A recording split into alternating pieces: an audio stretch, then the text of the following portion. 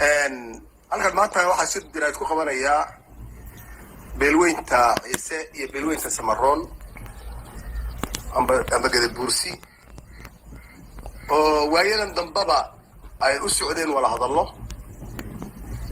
oo maanta halkan ka shaacinaya inay shirkoogii amba kulankoogii ay soo gabagabeeyeen aynay ku ballameen inay shirweyne iskugu yimaadaan labada beelood sidaa odayaasha soo sheegay waxaan ugu baaqaynaa inay shirkaasi si mugle looga soo qayb galo aqoon-yahanka odayo dhaqameedka dhallinyarada dhammaan labadaa beelood inay ka soo qayb galaan shirweynaha kolkaa taa ka gudbo waayadan dambe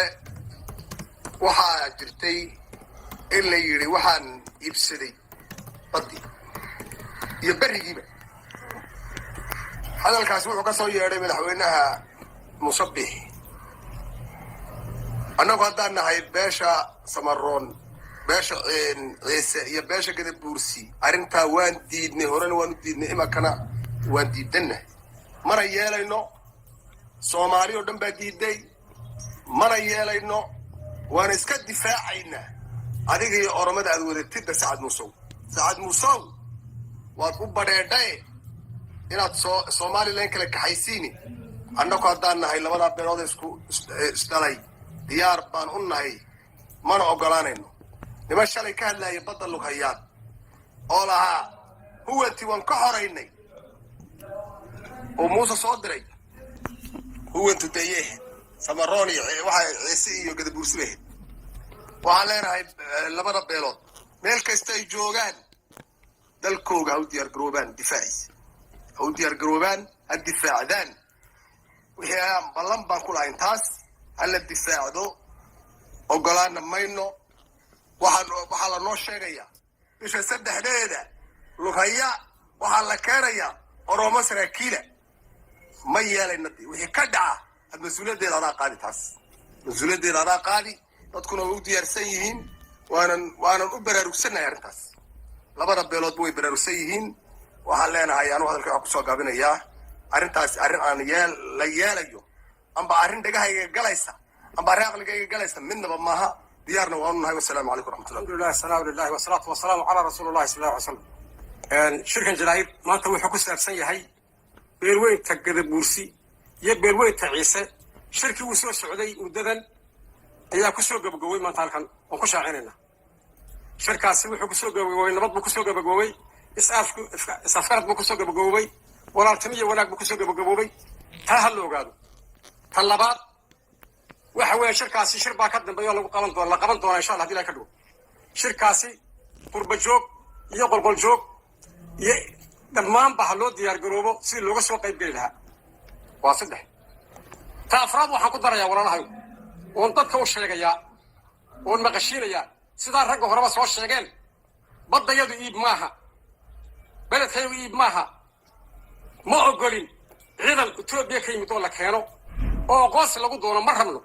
ma doonayno wixii ka dhaca haddii waxaasi ay rumoobaan wixii ka dhaca intii ka tala mas-uuliyadda qaadaysa ha la ogaado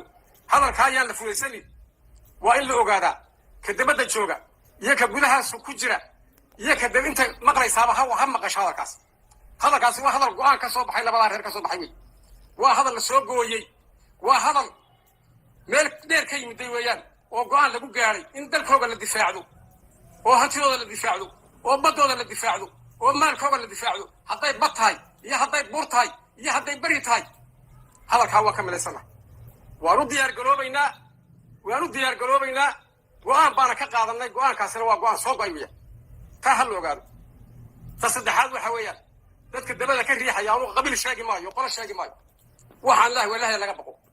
dhiigga bini'aadanka yaan la daadinin yaan lagu degdegin yaan la doondoonin fitan yaan la doondoonin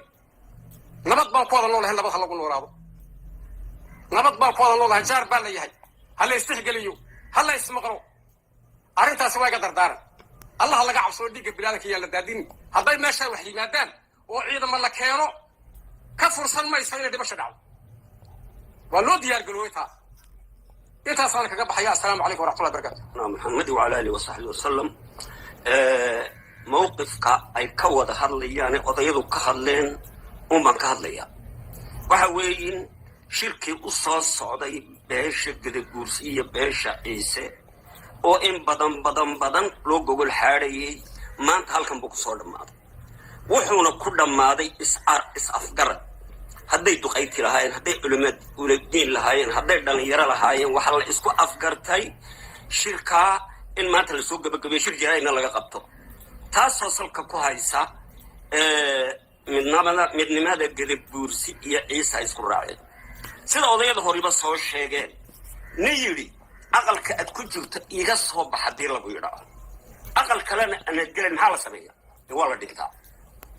waa aqalkii labada reer waxa dooga soo baxay la leeyahay ana galay taasina wax la ogolaan karayo ma waa wax laga dhimanayo waa ka midaysanay taa kuwa naga maqanaha ka midoobaan waxaan aragnay ha arkaan ha diyaar galoobaan waa dhabar waxa ka shaqeynay ragga kale oromada riixayowna ha ku degan dalka dad baale labada ka hadlaysaale inta oo qarni taalay marka in la isku xadgudbana ma aha jaar baan ahayn nin walba halkaada ay ku noqo iyana la nagu xadgudbin hadii se la xadgudbo maxaa ka damayn doona يدوك يغندا فعنينا كم مقل iyo kul joogada assalaamu alaykum warahmatullahi wabarakatuh markii uu soo dhamaaday kulankaasi ayaa waxa warbaahinta la hadlay su'aalana la weydiiyay Caaqil Maxamuud iyo Caaqil Aadan waxaana hadaladoodii kamid ahaa sidatan ana ala rasuulillah sallallahu alayhi wa ala alihi wa sahbihi wasallam shirkaasi muddo dheer buu horta uu soo jiitamayay laakiin facaaliyaadkiisa rasmiga waxay si toos ah u bilaabmeen wixii ka dambeeyay bishii koobaad kowdeedii maalintii ay soo baxday in heshiis isfaham ay dhaxmaray maamulka Soomaaliland iyo ra'iisul wasaaraha Itoobiya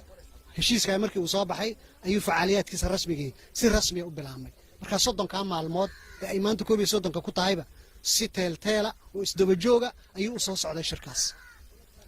waxa jira dhibaatooyin ka jira gobolada galbeedka Soomaaliland خاصة مظاهرات الدبيض اللي حرا جري إن أرنتاسي سيدو أركتان دراتوي كاسي خاصة أمامك الصومالي كي يستقبل الله كذا dhibaatooyinkaas haday caburin tahay haday cagajuglayn tahay haday xarig tahay dhalinyaro la xidho waliba gobolkooda laga qaado ama degmadooda laga qaado degmooyinka hore lagu soo xidho mashaakilka jira ee dadka haysta ee ay la ciirciirayaan la tiicayaan ee ku kalifay maanta inay hadalla adag ay la yimaadeen wixii ka soo baxay xukuumadda ay dadka u cuntami waayaan sababaha keensada weeyaan aad iyo aadna waan uga xunnahay waxaan ka xunnahay dadka in la caburiyo waxaan ka xunnahay in loo cagajugleeyo waxaan ka xunnahay inay shiraan oo ayooga ka tashadaan in loo diido ayaan ka xunnahay waxa kale oo ka xunnahay in la qaybiyo oo jees iyo qabiil iyo maxaan ku raahdaa loo kala qaybiyo si loo kala celiyo anigu waxa ay oo dhan arrimaha caynka u dhacay oo dhan aad iyo aad baan uga xunnahay gogosha aad ku baaqdeen labada gobol isku yimaadi doonaan gobol sida aad sheegtay miisaanka aad u celisay ilaa intee shirkaasi loo diyaar garoobay kalsoonisa intee la baad ka qabtiin shirkaasi waqtiga aad soo jeedinteen u maaqoonsan bismillaahir rahmaanir rahiim horta diyaar garowgiisu waa 99% iyo badh diyaar garowgiisu fiican yahay waxa weey marka dadkan waxa la yiri bariga kulaylka waxa karka kulayl baa ka keenay ummadan inay shir ku baaqdo isbadaxa isgeliso ay tashato dhibaatada haysata ayaa ugu wacan sida darteed u malayn maayo maanta qof kamida labada beelood Ciise iyo Gadabuursi qof kamidii inuu shirka lug dib uga qaado uma malaynayno kuma tala jirno waxaan ku rajo weynahay ilaahay idankiisa inuu 100% si ah u qabsoomi doono si degdegan waliba u qabsoomi doono illa qasooyinteena baad ku qabtiin in labada beelood kula ka ay ka heshiis isku yimaadeen wala san arintaas 100% baan diyaar u nahay labada beeloodna diyaar u tahay sida ugu dhaqso badan arintaasina loo gala diyaar loo yahay gudidan soo qabanana xagga dabaan ka soo sheegi doona insha Allah hadii la yiraahdo shirkadda baa laga soo sheegi doona dhibaatooyinka ka jira galbeedka Soomaaliland ay kamid tahay dadka la caburinayo soo guraya dhulkaasi arrintaasi sideed u arkaysaan sidaan warkeenna de waa cagajuglanaya wax taalla waxa weeyaan xagga sareeta laga imanayo isku garaacis arrintaasina cadaadin lagu saaray waad arkaysaa mana ogolaan doon hadid